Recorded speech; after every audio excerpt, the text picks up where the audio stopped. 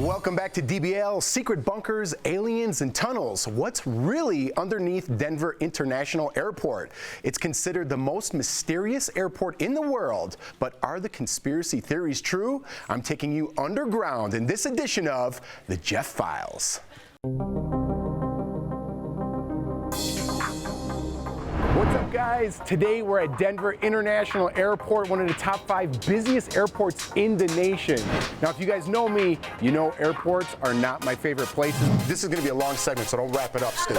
Don't nickel and dime me $25 for this bag. Okay, cool, now I wanna pick my seat. Now I have to pay $70 to pick a seat? So long later, friendly skies, because there's no such thing. But today we're doing something very cool. A lot of conspiracy theories surround this very airport, whether it's hidden bunkers underneath here, alien life forms, possessed horses. There's a lot that goes on here, and today we're gonna try to debunk some of those theories, or maybe believe in them more. Let's go check it out.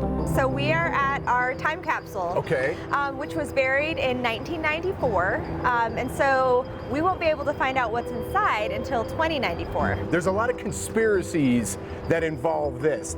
One so being this logo right here and right here, the Freemason logo.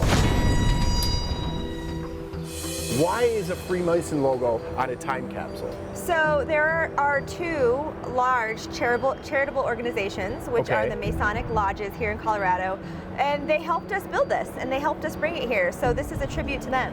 So there's nothing that involves the Illuminati inside the time capsule? Well, I don't know. You might have to wait until 2094 to find out. I have a lot of other questions about your airport. I'm ready to address them. And first, the tunnels. Are you ready? Let's do it. Let's go. All right, this way? Yep. So this is the basement? These are the tunnels. You're in it. But this says, this is the bottom floor? Yep. It says 3. I know, there's not a 2 or a 1. Oh, let the conspiracies begin.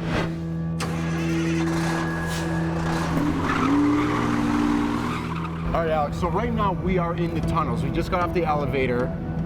We're in the belly of the beast. So at first glance, what's going on down here is people are taking your baggage from the plane to the baggage carousels. That's right. It's not all that spooky, and it's folks working down here. So we have around 33,000 employees at Denver International Airport. So there could be hundreds to thousands of folks working in the tunnels every day.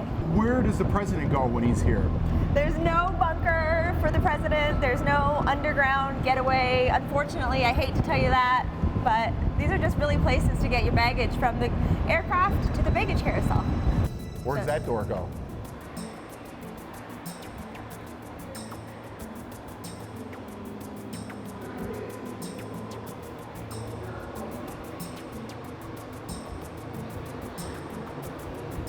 Hey Alex, how do you explain this?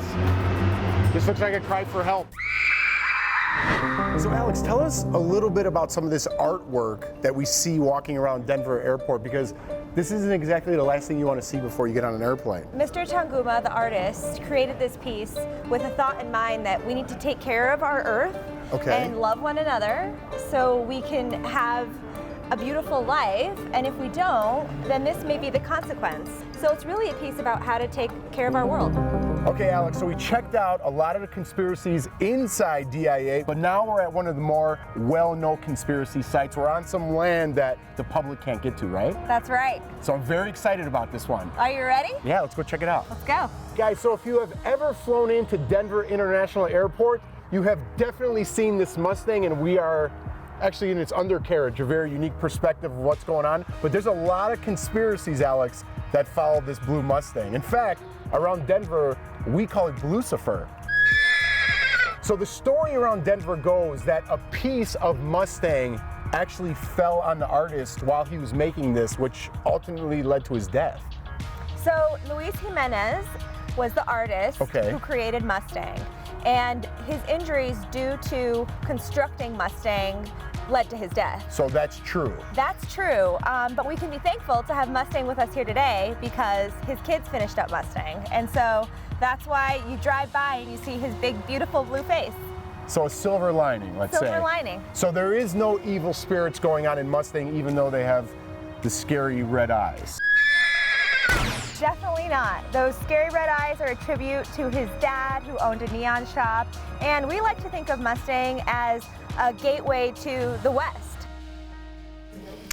Every time someone flies into Denver to come visit me, that's the first story I tell them. So I was very interested about Mustang. Yeah, to be honest, it scares me every time I go by. Because you tell the story. Well, yeah. It's true. And the red eyes. I don't care for that at all. Good thing it was daytime out there. Yeah. Jeff, I was going to ask you, it doesn't seem like you're completely sold that there's like nothing going on. Yeah, I don't think you believe her. The thing in the beginning when they're like, we're at the basement, it was the 3rd floor. So where's 2 and 1? That's one of the big conspiracies that they built up and then covered it and then continue to build. So their budget for the airport was $1.5 billion. These are rough numbers. It ended up being almost $5 billion.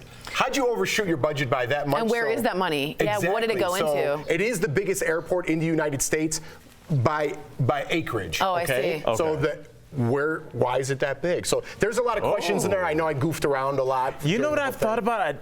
I just like when I go to the airport every weekend.